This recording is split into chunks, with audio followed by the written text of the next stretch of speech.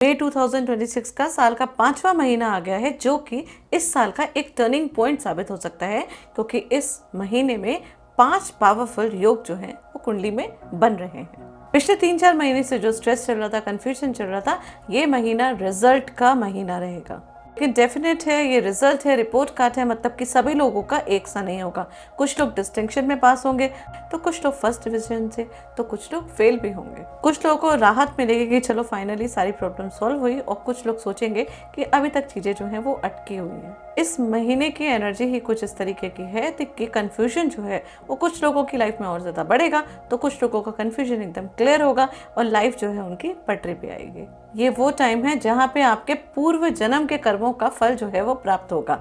इस जन्म का भी हो सकता है, मतलब कि पिछले कुछ सालों का भी अच्छे कर्म जो आपने करे हैं उसका फल आपको इस महीने डेफिनेटली मिलेगा। और इस महीने के कुछ प्लैनेटरी पोजीशंस, कुछ योग ऐसे बन रहे हैं कि आपके अंदर एक ऐसा कॉन्फिडेंस बूस्ट होगा कि आपको लगेगा जो आप कर रहे हैं वही सब ठीक है। इस महीने बहुत सारे लोगों के सीक्रेट्स भी बाहर आएंगे। इनफैक्ट आपकी अगर कोई बहुत टाइम से, लंबे टाइम से कोई बीमारी चल रही है तो वो भी सरफेस पे आएगी, जिसमें आप वर्क करेंगे, उसको ठीक करेंगे।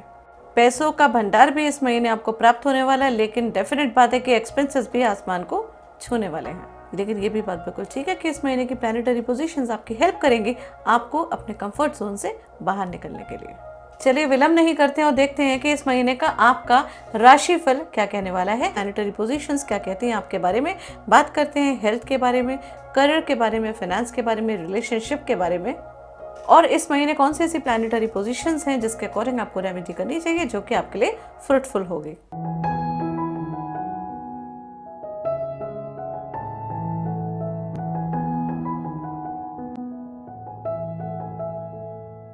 नमः शिवाय, आप सभी का स्वागत है इस चैनल में। अगर अभी तक चैनल को सब्सक्राइब नहीं किया है तो उसे सब्सक्राइब करिए, जैसे फ्यूचर में आने वाली वीडियोस का अपडेट आपको मिलता रहे।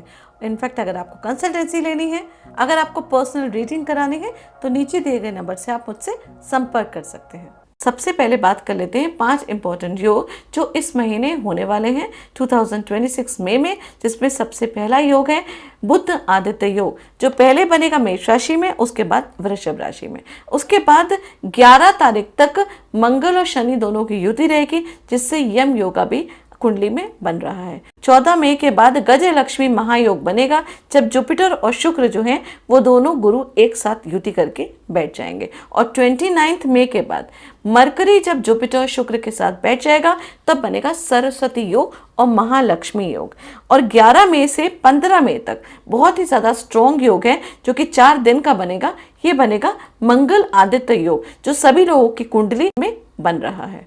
अब समझ लेते हैं मई मंथ की जो प्लैनेटरी पोजीशंस कैसी रहेंगी। तो सबसे पहले शनि देव जो हैं पूरा महीना मीन राशि में ही रहने वाले हैं। जुपिटर भी पूरा महीना इस वक्त मिथुन राशि में ही रहने वाले हैं। राहु पूरा महीना कुंभ राशि में रहेंगे और केतु पूरा महीना सिंह राशि में ही रहने वाले हैं। इसके साथ मरकरी मतलब बुध इस महीने 3 राशि परिवर्तन करेंगे। सबसे पहले वो मेष राशि में रहेंगे 9 मई तक। उसके बाद 10 मई को वो वृषभ राशि में ट्रांजिट करेंगे और 29 मई को वो मिथुन राशि में ट्रांजिट कर देंगे, जहां पे ऑलरेडी जुपिटर और वीनस बैठे हुए होंगे। मंगल देव जो हैं वो 10 मई तक शनि देव के साथ मीन राशि में रहेंगे और 11 मई को वो अपनी खुद की राशि मतलब मेष राशि में ट्रांजिट कर जाएंगे। शुक्र जो है वो 13 मई तक वृषभ में रहेंगे और 14 मई को मिथुन राशि में ट्रांजिट कर जाएंगे। सूर्य देव 16 मई को अपनी उच्च राशि मेष राशि को छोड़ के वृषभ राशि में ट्रांजिट कर जाएंगे। तो ये थी इस महीने की सारी प्लैनेटरी पोजीशंस जो कि गोचर में होने वाली है। मीन राशि और मीन असेंडेंट, सबसे पहले बात कर लेते हैं आपकी हेल्थ की। हेल्थ आपकी ठीक ठाक लग रही है। फर्स्ट हाउस का स्वामी बृहस्पति चतुर्थ भाव में आके बैठा हुआ है, जो कि अगर देखा जाए तो ये अच्छा हाउस होता है, ये सुख भाव होता है। मंगल भी पहले भाव में है और 11 तारीख को वो दूसरे भाव में आपके चले जाएंगे। राहु 12th हाउस में रहेगा। हेल्थ से रिलेटेड कोई प्रॉब्लम ज्यादा नहीं दिख रही है, लेकिन जब तक शनि और मंगल दोनों एक साथ पहले घर में बैठे हुए हैं थोड़ा सा तो इफेक्ट रहेगा। 7.5 भी तो आपकी चल रही है सेकंड फेज की, तो 11th मई से पहले हेडेक, मेंटल ओवर एक्टिविटी से भरा हुआ आपका टाइम रह सकता है। एग्रेशन थोड़ा सा आ सकता है, तो 11 मई तक थोड़ा सा पेशेंस रखने की रिक्वायरमेंट है। उसके बाद शनि मंगल की युति यहाँ से खत्म हो जाएगी तो चीजें जो है वो सॉर्टेड हो जाएंगी। इनफैक्ट अगर शनि अगर आपके कमजोर है कुंडली में तो फिर थोड़ा सा दिक्कत आ सकती है, वरना कोई ज्यादा बड़ी प्रॉब्लम नहीं है। स्टूडेंट्स के लिए बात करते हैं तो 5th हाउस स्टडीज का होता है। प्लैनेटरी पोजीशंस जो हैं वो फेवर में है, लेकिन कोई भी बड़ा डिसीजन या मान लीजिए एडमिशन वगैरह आपको लेना है तो बेटर है ये महीना आप अवॉइड करें। कोई भी मेजर स्टेप अगर आपको लेना है तो अगले महीने अगर आप करते हैं, मतलब जून 2 के बाद, स्पेशली जब जुपिटर का ट्रांजिट हो जाए तब करेंगे तो रिजल्ट आपका ज़्यादा अच्छा आएगा। फिर भी अगर बहुत ज़्यादा अर्जेंट है और स्टेप लेना ज़रूरी है तो मिड में के बाद ही करें। मून का इफेक्ट होने की वजह से भी फोकस थोड़ा अनस्टेबल रहेगा इस टाइम आपका थोड़ा पढ़ाई में कम मन लगेगा, कभी आपके अंदर बहुत ज़्यादा मोटिवेशन रहेगा तो कभी पढ़ने में आपका बिल्कुल भी मन नहीं लगेगा। इस तरीके का थोड़ा सा लथार्जिक फील आपको ये पूरा महीना रहेगा। मूड आपका स्विंग होगा। प्रोकास्टिनेशन से आपको यहाँ पे बचने की बहुत ज़्यादा रिक्वायरमेंट है। लव लाइफ में अगर देखा जाए तो थोड़ा सा ट्विस्ट है। 1st हाउस में शनि और मंगल होने की वजह से एग्रेशन और डोमिनेंस तो डेफिनेटली होगा। छोटी छोटी बातों में आर्ग्यूमेंट हो सकता है। यहाँ पे क्या है कि आपके पार्टनर को अंडरस्टैंडिंग नेचर पसंद है और आप यहाँ पे थोड़ा सा इम्पेशेंट हो रहे हैं, स्पेशली मिड में के बाद। यहाँ पे ना पूरा महीना आपको ध्यान रखने की जरूरत है, क्योंकि पहले शनि मंगल दोनों 1st हाउस में बैठेंगे। 2nd हाउस में फिर जब मंगल चले जाएंगे तो सूर्य के साथ वहाँ पे बैठेंगे, तो वहाँ पे थोड़ा सा वाणी में भी आपको कंट्रोल करना पड़ेगा। तो अगर थोड़ा सा वाणी पे नियंत्रण रखेंगे तो चीज़ें सॉर्टेड होंगी। अदरवाइज उतना ज़्यादा पॉजिटिव मुझे ये महीना लव रोमांस के लिए नहीं लग रहा है। मैरिड लाइफ के लिए देखा जाए तो आपका जो महीना है वो पॉजिटिव है। लाइफ पार्टनर का सपोर्ट आपको मिलेगा, कम्युनिकेशन आपका अच्छा रहेगा, फैमिली कोऑर्डिनेशन भी बेटर रहेगा। हाँ, अगर पहले से कोई इश्यूज वगैरह चल रहे हैं तो आप देखिएगा धीरे धीरे ना थोड़ा सा मई एंड तक आपकी जो मिसअंडरस्टैंडिंग है वो सब सॉल्व होनी शुरू हो जाएगी।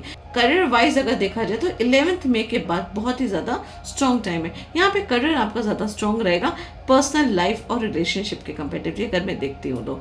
और मंगल जो है अपने साइन में आकर 2nd हाउस में स्ट्रॉन्ग आ रहे हैं, जो कि लक को आपके बूस्ट करेंगे।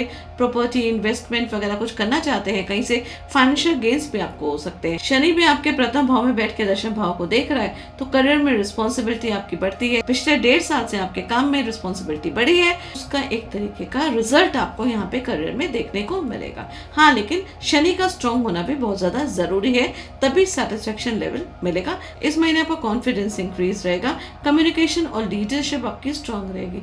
बिजनेस के लिए ये अच्छा समय है, लेकिन आपको अपने गुस्से पे बहुत ज्यादा कंट्रोल करना पड़ेगा। यहाँ पे आप जल्दीबाजी में, एग्रेशन में कोई गलत डिसीजन ले सकते हैं जो कि आपके लिए लॉन्ग टर्म में नेगेटिव हो सकता है। लेकिन साथ ही में मंगल जब दूसरे भाव में आपके शिफ्ट करेगा तो ये एक सेविंग का भी हाउस है, तो मंगल यहाँ पे एक स्ट्रॉन्ग प्लेसमेंट बनाता है सेविंग के कंपैरेटिवली, तो आप पैसों को जोड़ सकेंगे।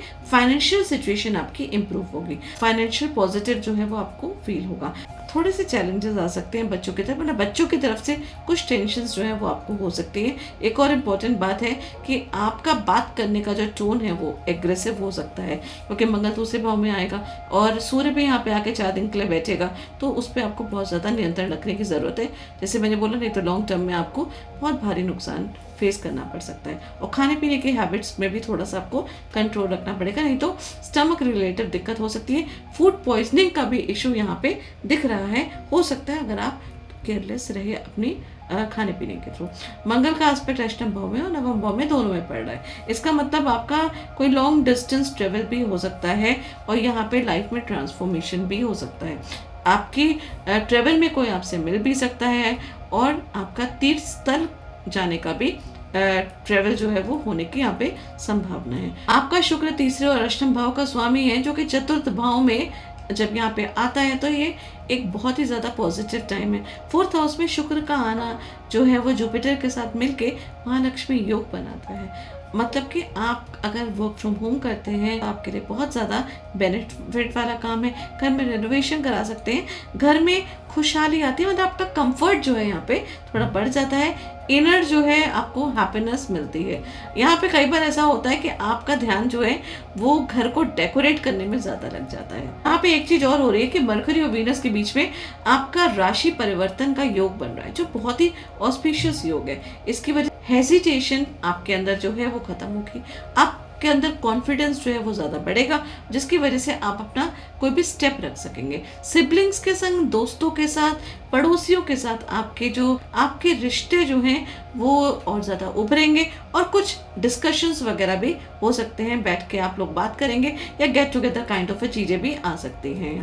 यहाँ पे ना आपके पास है ना बहुत सारे अपने लोग हैं जो फ्री एडवाइस देने आएंगे, तो आपको उन फ्री एडवाइस को सीरियसली लेना है, बस उसको इग्नोर मत करिए, क्योंकि आपको इस समय एडवाइस जो मिलेगी वो आपके लिए बहुत ज़्यादा बेनिफिट करेगी। वो आपका नेबर भी हो सकता है, आपका कोई मेंटोर, कोई गुरु भी हो सकता है, आपका कोई दोस्त भी हो सकता है, आपके सिबलिंग्स भी हो सकते हैं। तो हो सकता है इस समय आप सुनने को तैयार नहीं होंगे, आपको यहाँ पे सुनना होगा। अगर आप सुनेंगे तो चीज़ें आपके फेवर में होंगी। यहाँ पे साथ में स्पाउस के साथ या बिजनेस पार्टनरशिप के साथ एक बहुत बड़ा ट्रांसफॉर्मेशन दिख रहा है। मतलब कि ये वाला टाइम थोड़ा सा अलर्ट रहने की भी रिक्वायरमेंट है कि अगर आपका चीज़ें पॉजिटिव चल रही थी तो वो नेगेटिव भी हो सकती हैं, और काफ़ी नेगेटिव चल रही थी तो पॉजिटिव होगी। ओवरऑल इस हाउस में ट्रांसफॉर्मेशन होने के बहुत ज़्यादा चांसेस जो हैं वो दिख रहे हैं। वर्क प्लेस में बहुत अच्छा है, क्योंकि अनफिनिश जितने भी काम है उसे आप कंप्लीट करेंगे, और जो भी ट्रबल आपके लिए हो रहा था उन सब चीज़ों को आप ओवरकम करेंगे। ये टाइम एक तरीके से रिस्क लेने का भी है, क्योंकि रिस्क के साथ ही रिवॉर्ड मिलता है, इसलिए रिस्क अगर हो तो ले लीजिए, यहाँ पे फ़ायदा होगा। लेकिन सलाह लेने के बाद आपके पास सजेशंस आएंगे आपकी बार, एक तरीके से डिवाइन एनर्जी आप बोल लीजिए, वहाँ से आपको कोई ना कोई व्यक्ति आपको सजेशन देने के लिए, सलाह देने के लिए बैठा है। उसकी सलाह लेके कंसल्ट करके उसके बाद कोई एक्शन लेंगे तो चीज़ें आपके लिए पॉजिटिव रहेंगी। ओवरऑल देखा जाए तो स्ट्रॉन्ग फाइनेंशियल ग्रोथ है, इमोशनल पीस और स्टेबिलिटी है, करियर में बहुत ज़्यादा बढ़ावा है, मतलब एक्सपेंशन है, कम्युनिकेशन स्किल्स आपके इम्प्रूव होंगे, थोड़ा सा वाणी पे नियंत्रण रखना है, तो फैमिली में कोई भी ऑब्स्टिकल्स नहीं आएंगे। स्पिरिचुअल ग्रोथ भी आपको मिलेगी और इनर गाइडेंस भी इस महीने आपको मिलेगी।